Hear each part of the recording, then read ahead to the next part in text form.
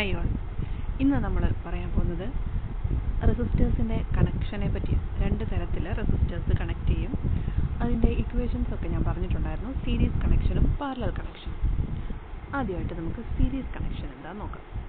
Series, ഞാനിപ്പോൾ web സീരീസിൻ്റെ കാര്യമൊക്കെ പറഞ്ഞായിരുന്നു അല്ലേ. സീരീസ് കണക്ഷൻ എന്ന് പറഞ്ഞാൽ രണ്ട് റെസിസ്റ്ററുകളെ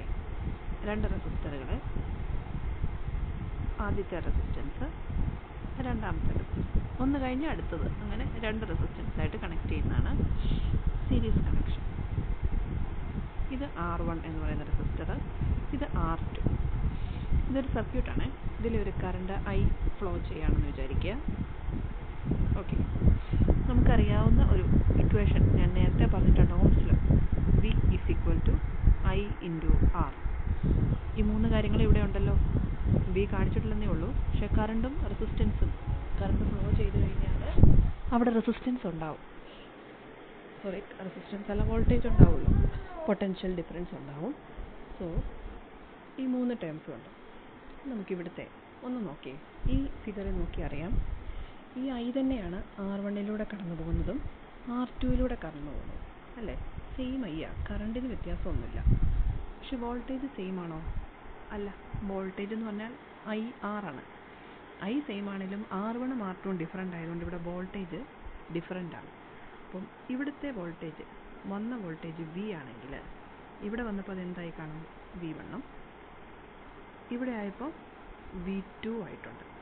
സ്പ്ലിറ്റ് ചെയ്തു, വോൾട്ടേജ് ഡിഫറൻ്റ് ആണ്.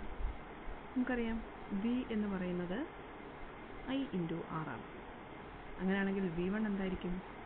Same current I × R1 plus V2 എന്തായിരിക്കും? I × R2. Okay, I × R = I common ആയിട്ട് ഞാൻ പുറത്തെടുത്തു, രണ്ടിടത്തും ഉണ്ടല്ലോ, R1 + R2. രണ്ട് സൈഡിലെയും I ക്യാൻസൽ ചെയ്ത് കളഞ്ഞാൽ total resistance R = R1 + R2 എന്ന് കിട്ടും.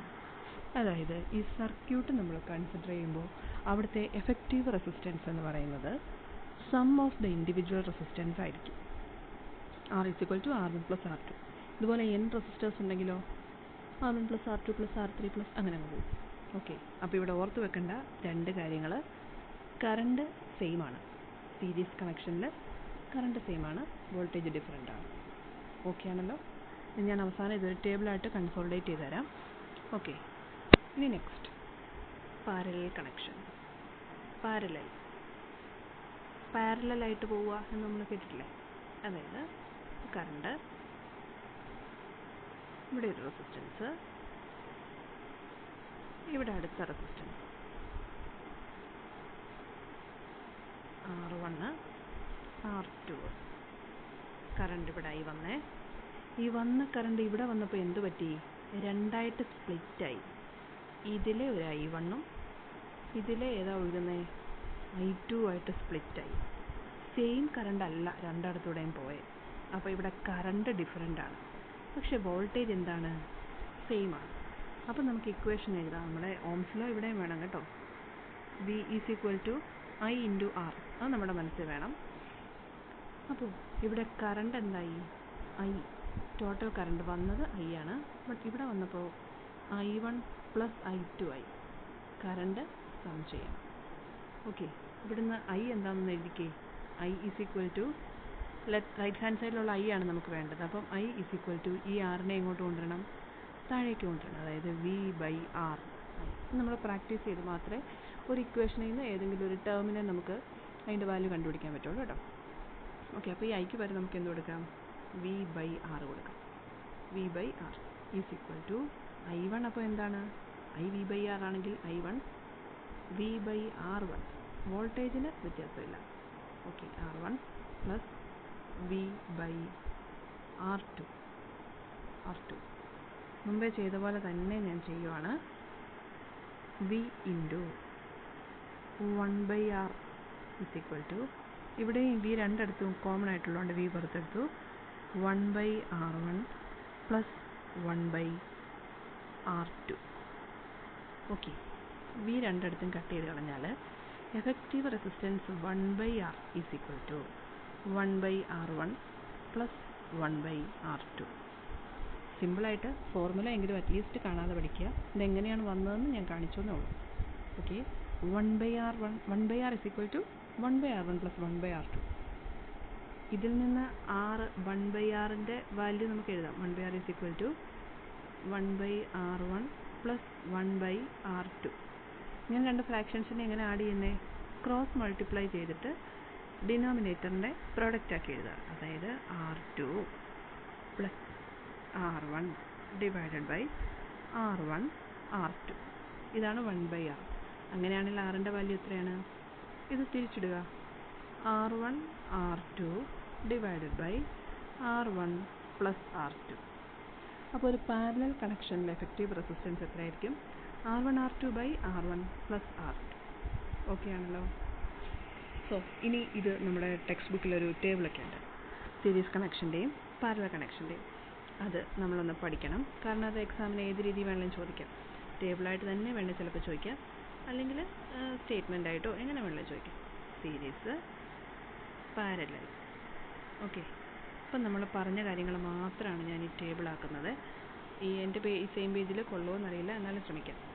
ആദ്യം നമ്മൾ പഠിക്കേണ്ടത് ഫിഗർ. ഈ ഫിഗർ ഓർത്താൽ ഇതിലേതാണ് സെയിം എന്ന് നമുക്ക് കിട്ടും. ഓക്കെ, ഇവിടെ കറണ്ട് I വരുവാണ്. ഇത് R1, ഇത് R2. ഇവിടുത്തെ ഫിഗർ എങ്ങനെയാ? രണ്ടായിട്ട് സ്പ്ലിറ്റായി അല്ലേ?